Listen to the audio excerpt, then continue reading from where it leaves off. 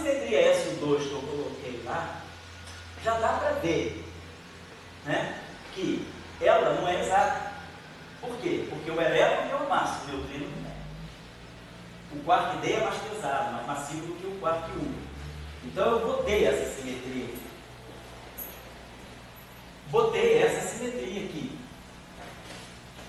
Por exemplo, se eu não tivesse colocado essa simetria, eu conseguiria gerar o eletromagnetismo aqui. O que eu sei, o que eu vejo é isso. Então nós já sabemos o seguinte: ao construir esse lado esquerdo aqui, que é construir as simetrias iniciais, eu já sei que essa simetria ela vai ter que ser violada, porque ela está splitada, as massas já estão splitadas. Se essa simetria fosse exata, o quark D teria a mesma massa que o quark U, e o neutrino seria tão massivo quanto o elétron. Então, essa simetria SO2 não pode ser exata. A questão é, eu consigo gerar um eletromagnetismo aqui no nosso mundo, que eu vejo como eletromagnetismo. Se eu quero imaginar que o eletromagnetismo ele compartilha uma física em alguma instância com as interações fracas, por aquelas razões que eu falei com vocês. Por exemplo, a corrente fraca é carregada. Se há um emissário da interação forte, esses emissários também têm que ser carregados. Então a carga elétrica ela está muito presente no setor fraco. Então, se eu não colocasse esse U1 aqui, eu reproduziria esse dado de fato? Então, na aula que vem, nós vamos estar discutindo. Isso está mais ou menos claro para nós, que tem que ter uma estrutura de dublete. Quer dizer, é um chute, é uma hipótese de trabalho, mas que é razoável, tem dubletes aí. Mas eu quero, ao mesmo tempo, representar o eletromagnetismo. Aí a questão é, eu já começo a construir aqui, ou eu espero que a própria física, ao violar essa simetria, me jogue do lado de lá o eletromagnético. É isso que tem que estar claro para vocês. Você tem que entender qual é a dúvida. Vamos contextualizar. O problema é esse. Então, na aula que vem, nós temos que partir dessa discussão. Tá bom, só fazer entendo que a cozinha, que você está bem falando, é os números quânticos. Nesse caso aqui tem um número quântico. Aqui tem um número quântico aqui, e aqui tem um número quântico. E lá do outro lado tem outro número quântico. E a carga elétrica. Então você tem que fazer alguma cozinha que esses coisas se associem. Isso. Quer dizer, mas o teu ponto principal pode ser como o Promax ou o PNT, campo elétrico, porque agora é número quântico. Isso. Qual é a relação que nós vamos estabelecer, por exemplo, entre esse número quântico e esse número quântico? Isso aqui vai ser importante para mim. Isso é a construção do modelo. Se eu entender isso, quer dizer, se eu entender, não, claro que vocês vão entender, mas se eu conseguir motivar o problema para vocês, né, não fazer simplesmente uma série de cálculos, se a gente entender esse problema, qual é a dimensão desse problema, fica claro para nós depois, entendemos o que é uma teoria grande unificada, por exemplo. Então fica claro a gente saber agora o que são unificações. A questão que a gente tem que ter em jogo é como combinar simetrias. Então, por exemplo, se eu falo de grande unificação, eu já não posso nem mais colocar produto cartesiano. Eu tenho que pensar numa simetria grande, unificante realmente, um SO5, por exemplo, ou um SO10. E aí, a partir dessa simetria, é que eu vou ter os produtos cartesianos. Mas, se eu estou falando de uma unificação verdadeira, eu já não posso nem começar com o produto cartesiano. Quer dizer, o produto cartesiano, ele já marca uma informação matemática que diz que tem algumas físicas disjuntas.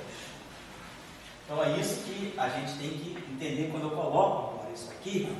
Né? Então, o porquê não, eu tenho que botar o eletromagnetismo aqui, ou não. Então, isso nós vamos discutir na próxima aula. Vamos trabalhar isso aqui. Não é um grupo liquidificador. Não é o. Como é que é? O suco de açaí, ele é uma bomba de açaí, não. Isso aí é cada coisa no seu lugar. E aí o resto é fácil. O resto é calcular, como eu falei, elevar a quarta potência, minimizar a potencial. Mas a questão é atribuir simetrias e campos. Depois de combinar o lagrangiano. Aí a gente sabe a teoria de Young-Mills, coloca lá, sabe fazer a receita, né, de como construir o field strengths, né, a partir dos potenciais, derivadas covariantes. Aí é receituário mesmo que a gente segue. Mas a questão que é buscar o conteúdo de campos e descobrir quais são as simetrias. Né? Por exemplo, hoje a gente está perguntando qual é realmente a simetria da física de partículas. É só 5? É só 10? É 6? É 8, o troço é 8? SO32? Que simetria eu tenho das cordas? A simetria já parcialmente, que é supersimetria. Tem supersimetria ou não tem? Simetria. O que é a simetria no mundo das partículas fundamentais? A gente está se perguntando essa questão. Aqui, a gente resolveu um pouco essa questão quando construiu a teoria de Salant-Schweiber. A gente entendeu que eu consigo perceber uma origem comum para as interações fracas e eletromagnéticas se eu construir esses dois grupos. Isso já me dá subsídio para eu construir uma base unificante. Mas, claro, deixo de fora as interações fortes. Aí, quando eu quero juntar tudo, eu tenho que buscar um grupo mais amplo. Então, a gente está sempre, no fundo, a nossa saga, né? Desses últimos 50 anos de física de partículas, 50, não, até 60 anos de física de partículas, tem sido sempre, né, buscar qual é a simetria do mundo das partículas fundamentais. Aí chegou-se a supersimetria, da supersimetria se estendeu, aí viu que a supersimetria, entrando em objetos estendidos, deu um grupo muito mais amplo, que é o SO32, que é o 8, e foi chegando aos limites extremos dos grupos de I. Então agora a gente começa a perguntar, e daí, será que isso é tudo? Ou tem mais simetrias ainda, né? Agora a pessoa está perguntando fractal. Agora a pessoa está procurando fractal. Até a dimensão, né? Será que a dimensão do espaço-tempo realmente é inteira? Né? Será que a gente vive, a gente está em média dimensão inteira, né? Mas quando, você sabe disso, né? Quando a gente regulariza uma teoria de campo, a dimensão não é nem inteira, é complexa, né? Regularização dimensional diz isso. Quando você regulariza uma teoria de campo antes de renormalizar, você vai para uma dimensão que é real. Pode ser qualquer coisa. Futebol é bom, né? Na hora que tem a bola na rede. Pode ter qualquer teoria que você fez. Se não tiver gol, é isso aí. Então, graças aos gols aí dessa teoria, vai. Hoje nós acabamos com o Flamengo. Ontem foi? Quanto foi? Quem jogou ontem? Grêmio e Flamengo. O Flamengo perdeu de novo?